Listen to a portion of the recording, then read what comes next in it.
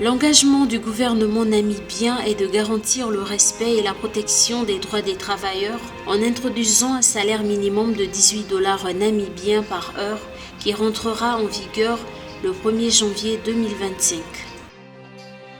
Le gouvernement sénégalais prévoit sur la période 2024-2029 une baisse continue de l'encours de la dette publique rapportée au PIB qui devrait se situer à environ 61% en 2029. Actuellement, le taux d'endettement du pays est de plus de 83%.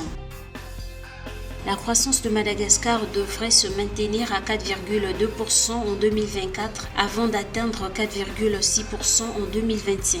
Ces chiffres ont été annoncés le 18 octobre 2024 par Frédéric Lambert, chef d'équipe du FMI. L'institution de Bretton Woods souligne une amélioration notable de l'activité économique, notamment grâce à une récolte abondante de riz.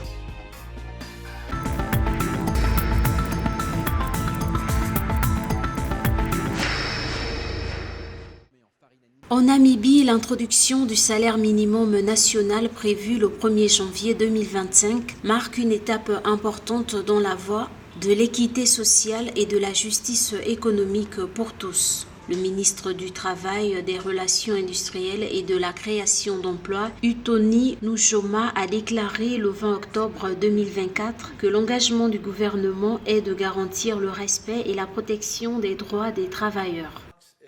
Pendant trop longtemps, d'innombrables Namibiens ont travaillé sans relâche, souvent dans des conditions très difficiles, et pourtant ils ont eu du mal à joindre les deux bouts. Ils ont contribué à notre économie, construit nos communautés et façonné le tissu de notre société, tout en étant confrontés au fardeau d'un salaire insuffisant.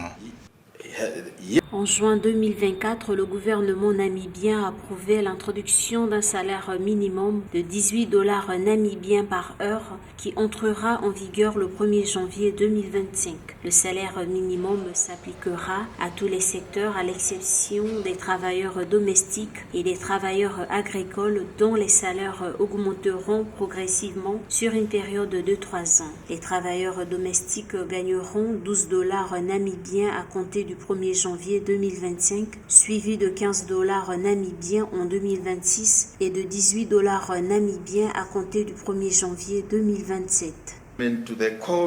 C'est un engagement du gouvernement à garantir que chaque travailleur, quelle que soit sa profession, reçoive un salaire équitable qui reflète la dignité de son travail et le coût de la vie dans notre pays bien-aimé.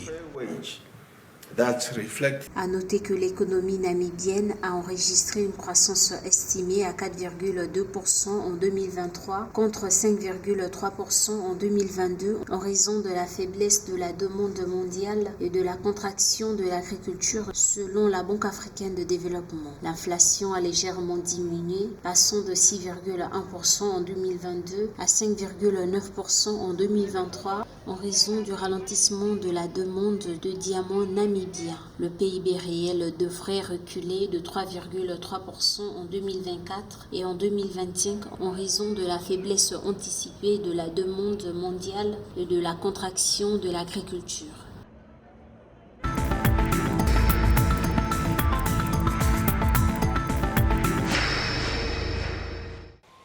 Sur la période 2024-2029, le gouvernement sénégalais ambitionne une baisse continue de l'encours de la dette publique rapportée au PIB qui devrait se situer à environ 61% en 2029. Actuellement, le taux d'endettement du pays est de plus de 83%. Pour atteindre cet objectif, les autorités dans le cadre du nouveau préférentiel des politiques publiques ont mis en place une stratégie d'endettement pour les 5 prochaines années.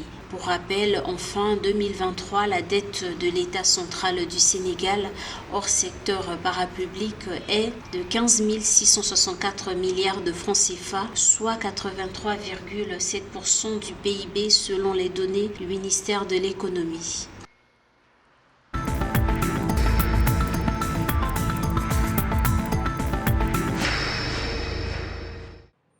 La croissance de Madagascar devrait se maintenir à 4,2% en 2024 avant d'atteindre 4,6% en 2025. Ces chiffres ont été annoncés le 18 octobre 2024 par Frédéric Lambert, chef d'équipe du FMI. L'économie malgache se stabilise mais fait face à une inflation persistante. L'inflation a atteint 7,8% en août 2024 sous l'effet de la hausse des prix de l'énergie et des denrées alimentaires. Pour maintenir cette dynamique de croissance, le Fonds recommande à Madagascar d'adopter des réformes visant à accroître les recettes fiscales. Cela permettrait de financer des investissements publics et sociaux tout en améliorant la gouvernance et la transparence.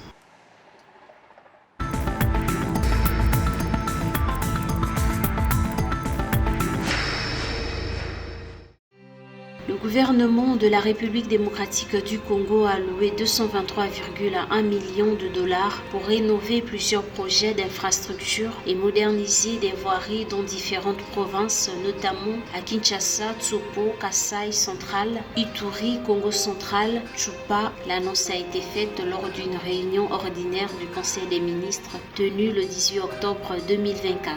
Le gouvernement projette également de financer à hauteur de 30 millions de dollars les projets de réhabilitation des routes de desserte agricole et d'appui à la réhabilitation des voies navigables. Pour les projets d'électrification pilotés par l'ANSER, un paiement de 13 millions de dollars est effectué pour la finalisation de 18 projets prioritaires sur les 49 en cours.